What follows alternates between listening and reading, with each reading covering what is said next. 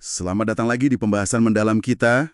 Oke, kali ini kita mau fokus nih, membongkar fase paling awal dari siklus utang besar. Kita lihatnya dari rangkuman analisis banyak krisis ya, terutama dari kacamata investor yang, udah berpengalaman lah. Hmm, Jadi misi kita, pengen paham, gimana sih siklus ini biasanya mulai, ciri-cirinya apa aja. Dan kenapa ya, periode awal yang rasanya enak, positif banget ini, kok bisa justru nyimpen bibit masalah buat nanti? betul sekali. Dan memahami fase awal ini krusial banget ya, karena fondasi buat krisis itu seringnya justru dibangun pas semuanya kelihatan baik-baik aja, ekonomi lagi bagus gitu. Nanti kita lihat deh, ada pola-pola yang ya ampun berulang terus. Oke, mari kita bedah ya, gimana persisnya siklus ini mulai menyala. Sumber kita bilang ada proses yang saling menguatkan, self-reinforcing gitu. Maksudnya gimana tuh? Nah, jadi gini, sederhananya, kredit itu kan menciptakan daya beli ya, tapi ya sekaligus nambah utang juga. Di fase awal ini, biasanya kredit tuh gampang banget didapat. Gampang banget ya? Iya, terus aliran kredit yang deras ini memicu orang atau perusahaan jadi lebih banyak belanja.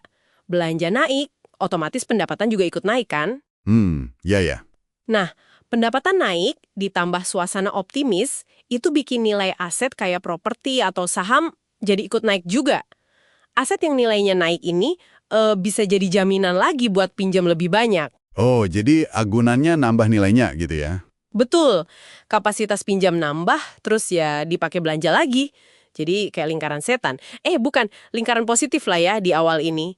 Sumber kita kasih analogi menarik. Kayak main monopoli, tapi ditambah aturan boleh ngutang ke bank. Wah, itu beli properti pakai utang bisa jadi jauh lebih gede dari uang tunai yang ada sebenarnya. Artinya ekonominya kelihatannya, wah keren banget, orang pada ngerasa kaya raya gitu ya. Padahal mungkin sebagian, ya di atas kertas doang atau dari utang ya.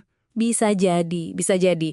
Optimisme itu sendiri jadi kayak bahan bakar. Sumber kita nyebut fase ini masa-masa indah atau fat years. Ada contohnya nih di Amerika tahun 1922 sampai 1927. Pertumbuhannya kuat, inflasi rendah, pasar sahamnya terbang tinggi. Disebutin juga saham teknologi zaman itu, RCA, ikut meroket. Katanya pengusaha sama pekerja sama-sama seneng. Emang tipikal gitu ya suasananya? Tipikal banget, sangat tipikal. Di masa kayak gini, yang ngasih pinjaman, bank, atau lembaga lain lah ya, itu syaratnya cenderung lebih longgar. Oh iya? Iya, mereka lebih berani kasih kredit, bahkan kadang nggak terlalu perhatiin kalau rasio utang si peminjam itu sebenarnya udah mulai naik. Nah, sebaliknya, yang minjem juga jadi lebih pede. Berani ambil risiko lebih gede, belanjanya lebih jor-joran kadang ya.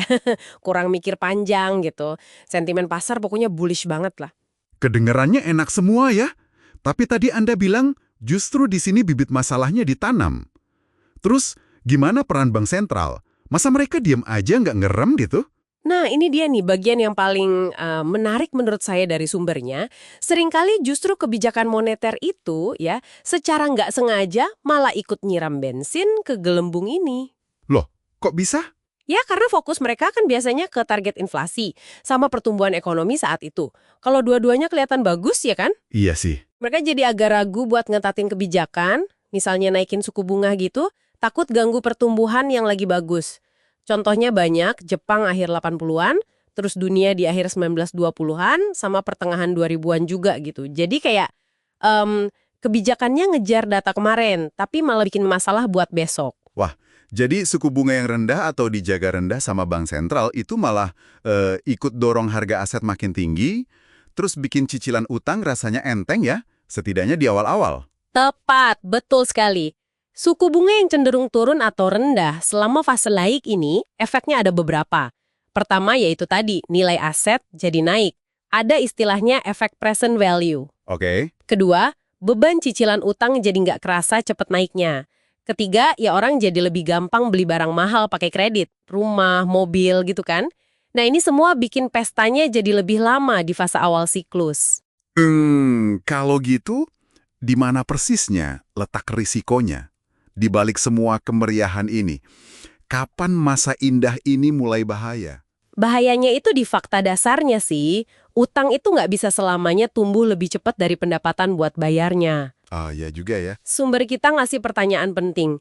Uang pinjaman itu dipakainya buat apa? Buat investasi produktif yang bisa hasilin duit lebih banyak dari cicilannya nggak?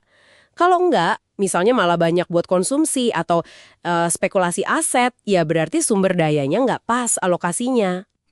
Salah sasaran gitu ya. Bisa dibilang gitu.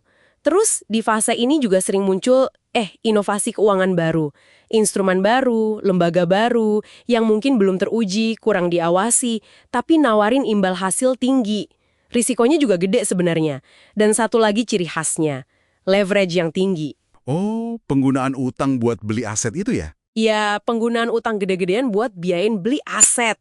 Ini pelan-pelan numpuk resiko di sistem. Oke, jadi intinya apa nih buat Anda yang dengerin?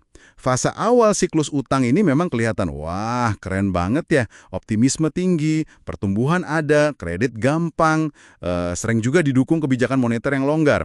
Tapi persis di balik euforia itu ternyata tingkat utang, spekulasi, risiko itu bisa diam-diam membengkak. Sampai ke level yang ya rapuh gitu.